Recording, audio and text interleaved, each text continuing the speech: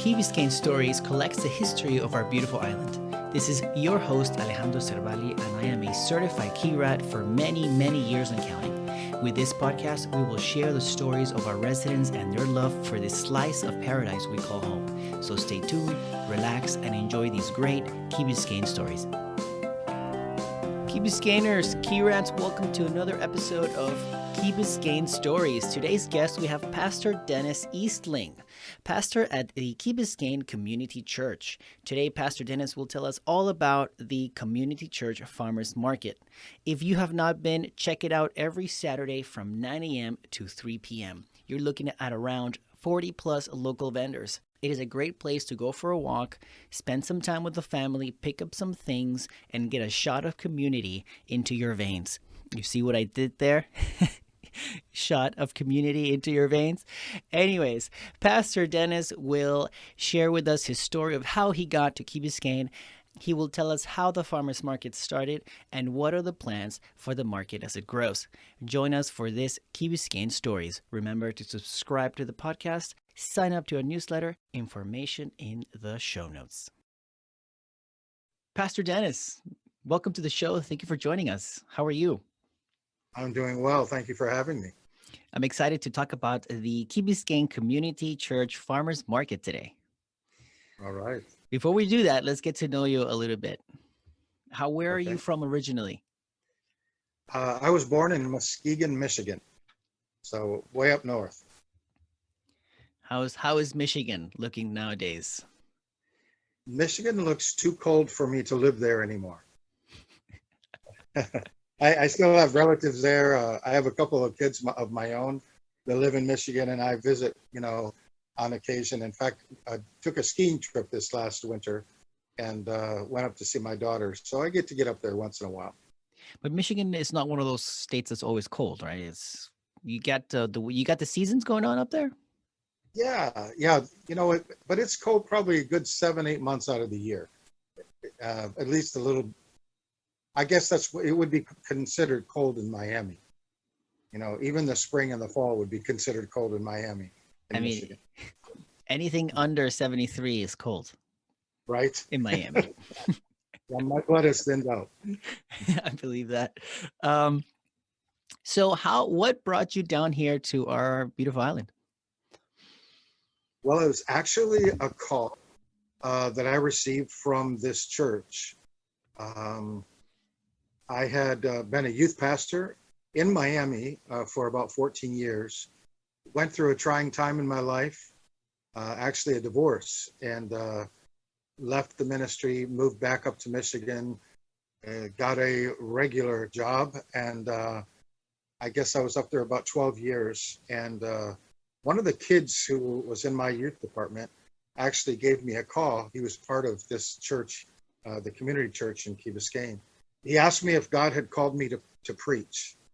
And I said, yes, Eric, he has. He said, well, how come you're not doing that? I can't do that, Eric. I've been through a divorce. I've been disqualified. And he said something to me that changed my life and the way I understand God even. He said, at our church, we don't believe that God has ever done with anyone. And we would like for you to come down and speak for us. And so it was like a bonk on the head almost. And it took very little for me to, I had 2 jobs going on in Michigan.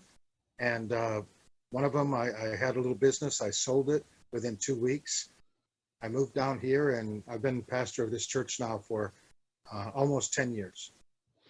Selling your business in 2 weeks, that means that you had God on your side there to bring you down here. Absolutely. Yeah, I didn't know how long that would take or if it would even sell, but I kind of put that out to God. I said, God, I have this business here. And actually it was like a flower and gift shop is what it was. And we had a buyer within a couple of weeks. And so it was over with before I could even know. I was still trying to catch my breath from it. How long did you have the flower and gift shop? I had the gift shop, I think, around 9 years. Wow, you said that was before that you were down here in Miami also being part of another church. of another church, straight out of college. Yep, I came down. I think I was 24 years old when I graduated Bible college and took a job at a church in Miami Lakes as the youth pastor. And and how does it feel to be back preaching now? And because you've been in the community church for how long? Almost 10 years. Yeah, how the best way I can describe it is I still have to pinch myself every once in a while to think that God, brought me to Key Biscayne, Florida. In my mind, in my heart, I couldn't believe that I could even deserve such an honor. God had other plans for me, and so I'm truly humbled and truly grateful. I mean, I'm sure your congregation is very happy to have you. I definitely had a pleasure to meet you last time that we got to talk pre-podcast, and I have been enjoying your farmers markets. How did the farmers market start? Well, when I first got here, there were a couple of vendors that came here on Saturday.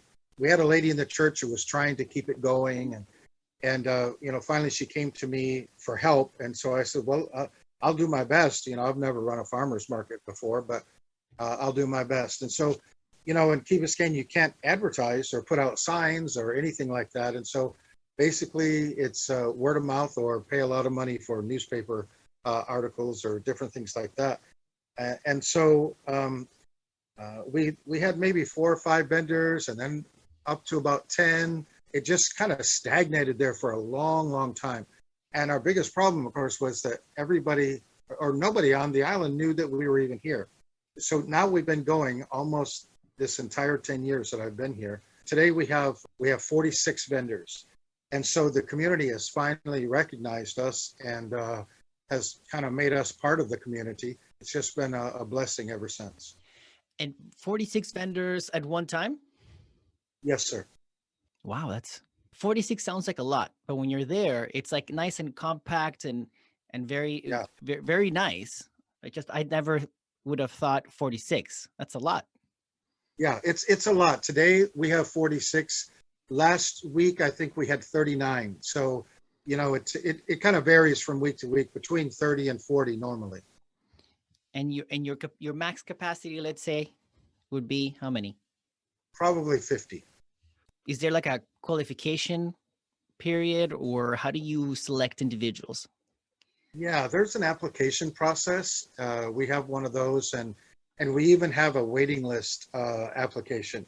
And a lot of times, vendors will call me and ask me if they can be part of the market. And there's a little criteria they have to match, and also if it depends on what their product is. We try real hard not to duplicate products, so that there's a lot of competition. We try to have, one vendor that represents a particular thing. When it comes to Spanish food and stuff like that, a lot of arepas and these kinds of things, everybody makes them different. So there's a little leeway. You can make, they can have a couple of vendors that make the same thing because they always have their own twist on it. So, but there is an application they have to read, follow, and agree to, and then we set them up. What is your favorite part of the farmers market right now? I think my favorite part is right about now, between 10:30 and 11 o'clock, because we bust it for, from about 7:15 until 9 o'clock, getting everybody set up and ready to go. And then I go back upstairs and I open up my shade and I look out the window and I see all the vendors and I see all the community coming in and just enjoying themselves and eating and laughing and just, talking amongst themselves. And that, I think that's probably my favorite part. I'm gonna have to add to that. I mean, my favorite part of going so this will be my 4th time, is the community feel aspect of it. As in, like, there's people that I stumble upon, people that I know. Some locals are selling their stuff with their dogs, and then the kids. And then I even picked up one of these t-shirt bags from Key. What are they? Zero Waste. From Zero Waste, which is a key organization that focuses on zero waste. Absolutely. So I like to, I guess, always discover new things from the community that we're doing.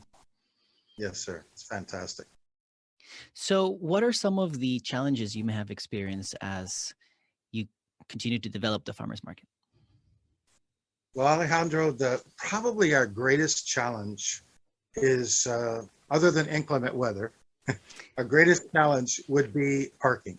We have one of the rules that we have for vendors is that they have to leave the parking lot wide open for customers. And so that means that they take up all the, if we have 30, 40 vendors, they're taking up all of these spaces that are outside, on Fernwood or Glen Ridge and even down the road a ways. And so it doesn't leave a lot of parking. And what I've noticed is that customers, if they come through and they can't find parking, they might drive through a second time, but if they don't find someplace to park then they just don't stop. They go home, they get frustrated, which is understandable. I would too, probably. But I know that what the village is doing right now, Fernwood, and they're tearing up, the whole sidewalk and putting in diagonal parking is going to, don't know exactly the number of spaces that it's going to increase, but I've heard that it's around 30, and I think that's going to really help a lot. And so I guess that's probably our biggest challenge, is just finding parking for the community to be able to come and enjoy. The good thing about that is that many people can actually walk, ride their bicycle, bring their golf cart. We can get a lot more golf carts in than we can automobiles. A lot of people like yourself walk, and I think that's fantastic. And I have to say, I walk too, because I live upstairs, so I just have to come down the stairs. But I do park my car off the facility. I bring it away so that my parking space is also available, for the market. Does your parking lot says pastor only? No, they wanted to put that up, but I wouldn't let them do that. I'd rather not do that. I don't think that I'm privileged. Okay, it's fair. The project you mentioned in Fernwood, is that a project that's happening now for the parking lot? Like, it's active? They're currently in construction? Absolutely. Yes, they're in construction right now as we speak. In fact, it's taking up quite a few of the parking spaces that we normally would use because they have it all tore up. They have the sidewalks pulled up, and, they're out there working diligently every day on that project. All right. So the opposite of the challenge is a positive. I know you mentioned that the community and watching the community interact. What are other positives that you have noticed? I would probably mention, first of all, that the vendors here at our market, they come from all over the place. Some of them drive an hour, 2 hours to get here. Once we get here, it's like a big family. We just have fun with each other. There's a lot of joking and laughing, and especially during setup and tear down, but during business, a lot of people, they're working with the community and the customers and everything. But it's such a great atmosphere. We don't always do this, and this is my fault, but I try to have a word of prayer with all the vendors before the market starts at 9:00. Like this morning, we prayed, and I just asked God to bless them and to bless their business and to keep their families healthy and strong. And that kind of helps, I think, tie us all into being one big family also. Another benefit or bonus would be the money that we take in, because every vendor pays a fee to come in to participate in the market. And the church has allowed me to use that money to be able to help people when they come to the church. A lot of times, people will come in desperate need of food or maybe a utility bill, something's going to be turned off or something like that. And it allows us to use that money at our discretion to be able to help people within our community and even in Miami itself. So I think that's one of the blessings. That's awesome. It's always nice to be able to be flexible like that. There's some needs that cities can help and take care of, some needs that other organizations from the county or from the state can help, but there's always this little gap, right? Absolutely. And I think that's where organizations like you come in. Absolutely. Yeah. Kind of like gap insurance. Just like gap insurance. I like that. What about what does the future of the market look like? Where's that vision, that dream? Yeah, I've thought about that a lot. And And it wouldn't just be the market, but the market definitely would be included in our vision.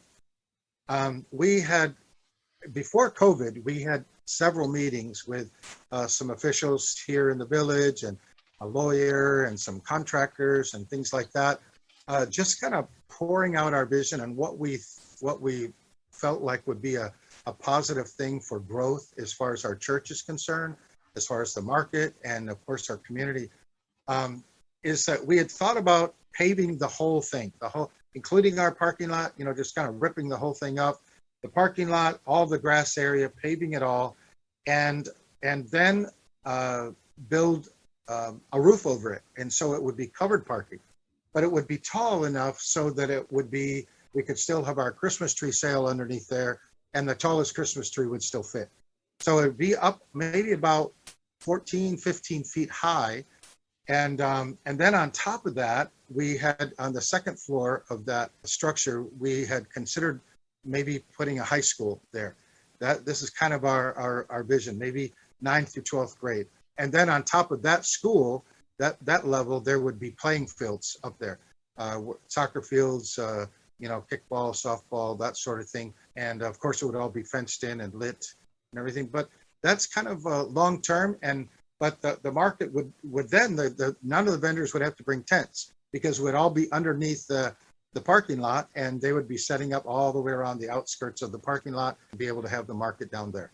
So that's kind of a long-term vision. Don't know if I'll be here for it, but I want to at least get my shovel in the dirt and see if I can at least get it started. So you mean you want to pave everything? You already have a paved section that's attached to the church, and then the grass, right? And then this new building will be attached to the church. Will there still be a separation? Will there be a driveway, or is this something that you'll be attaching to the church and doing the first floor for the vendors, high school, and then a rooftop, which will be awesome, by the way, a rooftop playing field? Actually, the parking lot where it is now and the grass area would all be one level. That would be the parking lot itself. It wouldn't be attached to the building, but it would be very close. Okay. The reason why is because our building is 67 years old. The next step, of course, would probably to build a new sanctuary. And we would probably turn it the other way and go out towards the garden area. And so we kind of have a drawing of the whole thing. Oh, I'll show it to you the next time we get to visit. Oh, perfect. So a very important question I'm sure people have is, what would happen to the market in the meantime that you're doing construction? That is a great question, because the few people that we've talked to about this, they have said, what about the market? What are you going to do? You can't just stop it for a year or whatever it takes to build, a structure out there. And so we have given it a lot of thought. And if and when that time comes, my plan is to approach the village to see if maybe they will allow us to meet in that grass area out in front of the rec center that used to be the old dog park. We've actually gone over there and stepped it off and looked at it, and it would definitely be, sufficient enough space to house all the vendors, probably up to about 50 vendors there. That's kind of what our intentions are, is to ask the village if we might be able to meet over there. If that's a no, I'm up for suggestions. I'm not sure exactly what we'll do, but we'll come up with something. If that's a no, the village could also block the two streets that are by the fire station, and where they put that huge tree, like if we were doing a fair, right? If I'm not mistaken, there used to be a fair at the end of the Key. Somebody told me the other day, it's like there used to be a fair, they used to block the street, but whatever. Well, one option could be to block those two side streets where the big Christmas tree is by the fountain. That could also be an option. I'm sure the village will want to work with you, because it's already I'm going to say a village staple. So I don't think we can keep Key Biscaynians from their farmers market. Farmers market, yes, sir. We're taking possession of it. This is the Key Biscayne thing now. It actually is. So I know we're running out of time. I have one more question. Is there a message that you would like to leave for the community, or what's your favorite part of the Key? I think probably my favorite part of Key Biscayne is kind of like the seclusion from the rest of the world. You know, there's that one low bridge, or actually two bridges, but that just kind of, it's a disconnect. And when you get over that bridge, you just kind of can take a breath, you know. And even though there's traffic on Key Biscayne and people get mad on Key Biscayne and all those kinds of things, but there's just something magic about Key Biscayne that when you get over here, it's almost a feeling of security, of safety. I love pastoring here. I love the people the congregation that you know that comes to Key Biscayne Community Church. They're one of a kind people. They're just so loving and giving and selfless, you know. And I love that. And if there's anyone here on the island or off the island, and you don't have a regular church home, we would love to have you come and visit us. Our motto here at the church is, wherever you find yourself on life's journey, you're welcome at the community church in Key Biscayne. Doesn't matter who you are, what your race, your nationality, your sexual preference, it doesn't matter. You are loved because God created you and Jesus loves you. He gave his life for you. And you're welcome at Key Biscayne Community Church. We'd love to have you come worship with us. I heard that the preacher's not that good. Just give him a try. Thank you so much for having me today. Oh, Pastor Dennis, it's been great getting to know you, sharing your story with the community, and of course the farmers market. I mean, I feel like I should have gone earlier, but I'm very happy that I started and I get to experience it. It's a lot of fun. It's great, good food, friends. A lot of friends that go there, so I'm very thankful. And so thank you for joining us. Absolutely. Alejandro, thank you for the honor. What a gem you are. We appreciate and love you. Too kind. Thank you.